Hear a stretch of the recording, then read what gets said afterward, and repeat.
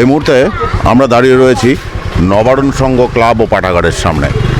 আমরা দাঁড়িয়ে রয়েছি এই কারণেই যে আপনারা দেখতে পাচ্ছেন এখানে রথের শেষ প্রস্তুতি চলছে, কারণ আগামীকাল রথযাত্রা। সেই রথযাত্রা উপলক্ষে কিন্তু নবারুণ সংঘ এবার প্রথম রথযাত্রা শুরু করবে এবং আপনারা দেখতে পাচ্ছেন পরপর 3টি রথ দাঁড়িয়ে রয়েছে। মানে পুরীতে যেভাবে রথযাত্রা হয় ঠিক পুরী স্টাইলে কিন্তু এবার নবারুণ সংঘ আপনাদের দেখাচ্ছি সেইভাবেই 3টি রথের আয়োজন করেছে। আপনারা সেই দৃশ্য কিন্তু দেখতে পাচ্ছেন। এই 3টি রথ কালকে জলপাইগুড়ি শহর পরিক্রমা করবে এবং নবারুণ সংঘ যে ঐতিহ্যবাহী একটা সংঘ রয়েছে জলপাইগুড়িতে, যারা নাকি প্রতি বছর কালী পূজায় কিন্তু একটা মানে কি বলবো, একটা এমন জিনিস উপহার দিয়ে যায় যে উপহার মানুষ কিন্তু মানে চোখ ভরে সেই উপহারের দিকেই তাকিয়ে থাকে। আর এবার কি রয়েছে সেই উপহারে সেটাও কিন্তু নবারুণ সংঘর পক্ষ থেকে কালকেই জানানো হবে যে এবারকার কালী পুজোয় কি আসতে চলেছে নবারুণ সংঘে। কাজেই কালকের রথযাত্রা আপনাদের মিস করলে চলবে না, আপনাদের দেখতে হবে কালকের রথযাত্রা। আর সেই রথযাত্রা থেকেই খুঁটি পুজোর আয়োজন সব কিন্তু কালকেই হবে। তো চলুন আমরা নবারুণ সংঘের যে রয়েছেন আমরা একটু কথা বলে নেই। রাজেশ মণ্ডল যিনি রয়েছেন নবারুণ সংঘের, তার সাথে আমরা একটু কথা বলে নিই।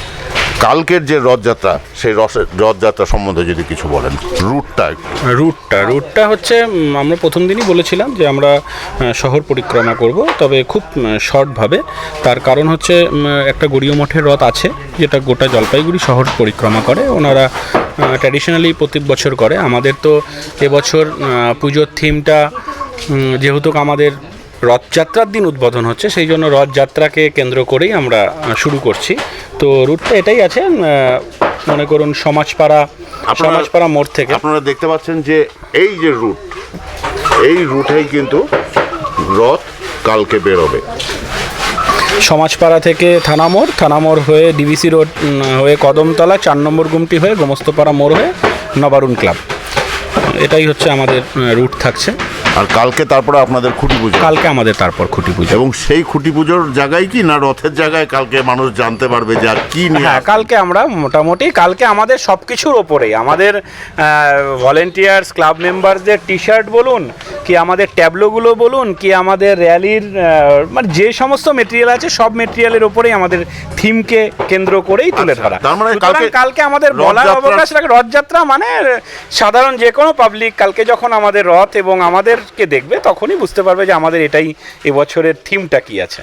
নবারুণ সংঘের থিম কিন্তু কালকে রথযাত্রার মাধ্যমেই ওপেন হয়ে যাবে, কারণ যারা যাবে ভলেন্টিয়ার্স নবারুণ সংঘের তাদের টি শার্টেই কিন্তু সেটা পরিস্ফুটিত হয়ে উঠবে।